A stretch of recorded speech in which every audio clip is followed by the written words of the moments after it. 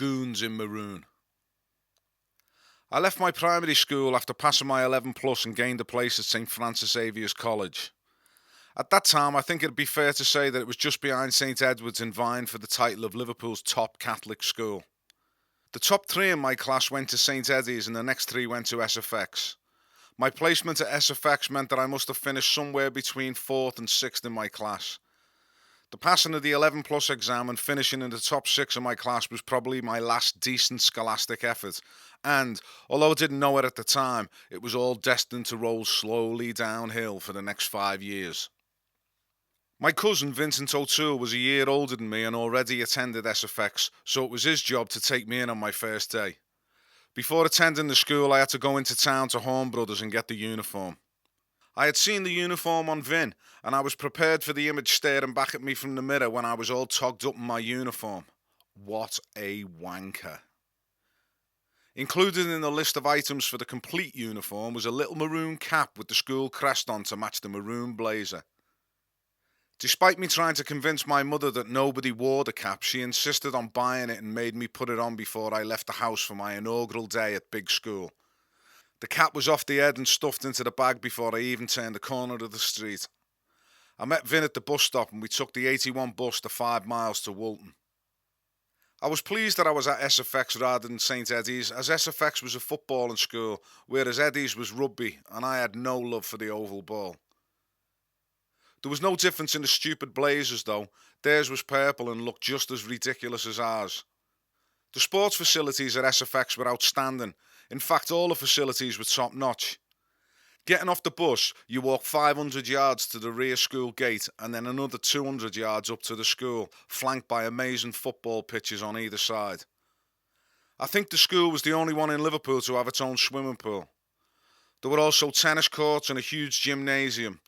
We had a school chapel, separate labs for physics, chemistry and biology, a lecture theatre, and despite the onus being on academia, we had a pretty good woodwork room and a fantastic art room. The school had a mix of students from different backgrounds. Some had passed the 11 plus like myself, but others were there as private fee-paying students. Most of the privates came from the surrounding areas close to the school like Woolton, Gattaca and Egbert, and were considered as being very posh compared to places like Norris Green, Walton and Club Moor. There was also a bunch of kids from Warrington, Widnes and Runcorn who arrived every day on their own coaches. Although these places were close to the south end of Liverpool, the Liverpudlians in the school referred to these people as woolly-backs, sheep-shaggers and carrot crunchers. They all talked like farmers with big daft accents and sounded like they should be on Coronation Street. Previously, the school had been run by Jesuits, but during the summer prior to my arrival, it had been taken over by Christian brothers. Older boys would tell us about the Jesuits' reign of terror, and that to them, the Christian brothers would be pussies and pushovers. It was the time of Oxford and Birmingham bags and wedge heels, and the older boys were ready to push back the fashion boundaries that had been imposed by the previous regime. When the Jesuits were in charge, one of the brothers would stand at the school gate with a wooden ruler to run over the trousers of anyone thinking they could flout the school's strict dress code. Should the flare on the trouser leg exceed the distance stated in the school guidelines, then the offending fashionista would be sent home with his flares between his legs and instructions not to return until Mum had taken out the sewing kit and taken them in. A letter was sent to everyone in April 1976 stating, "The college uniform does not include fancy styles of trousers. Indeed, some of the present styles in which the whole shoe fits in the base of the trouser leg are quite unsatisfactory from a safety point of view. An announcement was made to the boys at the beginning of the school year, and I ask especially for your help in continuing to see that unsatisfactory styles of trousers are not worn in school." Unsatisfactory styles of trousers. How Monty Python is that? The hair was limited as well as the trousers, nothing touching the collar. Anyone who fancied having a Bowie haircut, or if you were on the Carrot Crunchers coach a Shawaddy Waddy haircut, then they would have to become adept at installing hair grips at the back of their head to disguise their attempts at tonsorial mutiny.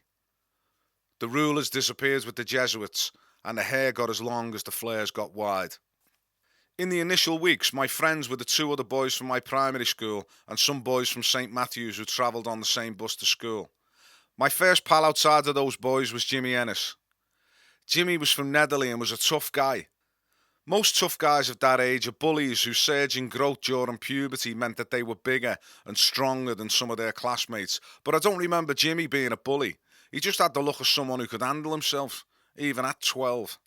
We'd get off the bus at the back of the school and walk up together, and that's where our friendship began. After a few weeks as pals, I learnt that Jimmy was a bit of a tearaway. I was a fledgling tearaway myself, so we were well matched. In an attempt to confirm our tearaway status, we decided to bunk off school for the day. It wasn't planned in advance, we just met one morning and the plan was hatched in the first 100 yards of our walk into school. We turned around and headed back to the bus stop and caught the first one into town. Let the adventure begin. We spent the first half of the day in the Walker Art Gallery in the museum and hanging about in St John's Gardens. A spot of lunch in the form of a cup of tea and a custard slice in Reese's Rendezvous, and then round to Jack Sharp's to look at the football boots. Next stop was Rushworth's music store, and then over the road to Hessie's to look at the guitars. A visit to W.H. Smith was to be our final stop before heading to the Pier Head to catch our respective buses home the minute our school bus pass became valid again. I think everyone listening to this at some point during his or her formative years has been guilty of a bit of petty theft. Whether it was nicking one of your mum's ciggies or robbing gobstoppers from Woolies, I think we can all declare as having a bit of previous. So, Jimmy and I are wandering around Smith's, and I get the urge to borrow something and take it home as a souvenir of the day's exploits. It didn't occur to me that anyone in the shop would be watching us. I mean, why would they? Two 12-year-old boys in maroon blazers walking around a shop unsupervised when they should have been in school. Surely that wouldn't draw the attention of anyone. I pick up a felt-tip pen from the shelf and slide it up my sleeve, thinking I was slick Rick and nobody would notice. We mooch about for 5 more minutes and then head to the door. I get 2 yards outside the shop and get my collar felt, but this was no Jesuit checking my hair length. This was the store detective. We're nicked and get marched back into the shop and taken upstairs. The fledgling tearaway has been caught red-handed and is now shitting himself at the thought of the consequences.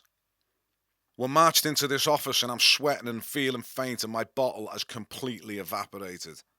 I'm weak at the knees and have to crouch down. The store detective tells me to stand up. As I try and straighten myself up with my palms on my knees, Jimmy chips in with, "He wants to fucking sit down." 12 years old and already in possession of balls so huge they should have been in the museum we had visited earlier. The school's called. The detective gets put through to the headmaster. Names are given and instructions received. We are released without charge and told to head back to school where the headmaster was waiting. We get back to Walton and begin the long walk from the back entrance.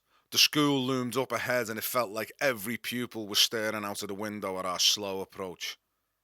The headmaster suspends us for 3 days and our parents are informed and requested to go up to the school for a lecture. We're sent back to class with just enough time to catch the last 10 minutes of Latin. When we walked in, the faces of our classmates told us they knew all about our antics. In the hour that had passed between the phone call and our arrival, it had gone round the whole school. The majority looked at us like conquering heroes, but there were a few dissenters who looked a little disgusted. I thought we were heroes. Stupid, but heroes nonetheless. It was the first time I had been put in the spotlight. It was for all the wrong reasons, but the glow and the misguided kudos felt pretty good. It'd be 5 years before I bunked off school again. I ended my first year in summer 1975 with the following comments on my report. Like the fancy styles of trousers, I was not at all satisfactory in geography. Very disappointing in French, but with fair work done in music as a small redeeming feature of what must have been pretty dismal reading for my parents. The rot was in. My exposure to new music was widened when I became friends with boys who had older siblings. Their brothers would have records by Led Zeppelin, Rush, Genesis, Yes, King Crimson, and records by these artists would be swapped regularly in class. I learnt about Jimmy Page, who became a firm favourite for a while, and I would sit at home and attempt to copy his chops from Led Zeppelin 2. I liked him, but he never knocked Ronno off the top spot. It was great to discover this amazing music from older generations, but it didn't feel like our music. Zeppelin's first two albums were recorded when I was 6, and although totally brilliant, they were hardly current. Bowie seemed to have dried up a little, but Roxy Music filled a bit of a gap left after Bowie's Diamond Dogs in 1974. The album covers of Stranded and Country Life were enough to make any pubescent schoolboy part with his pocket money, and the fact that the music inside was amazing was an added bonus. There was some cheesy disco knocking about, but that was for girls. The Eagles were starting to make a noise, and ELO had their following also, but all these old farts were not prepared for what was heading their way. The new musical express freight train was going to scatter them like skittles and establish a new musical world order.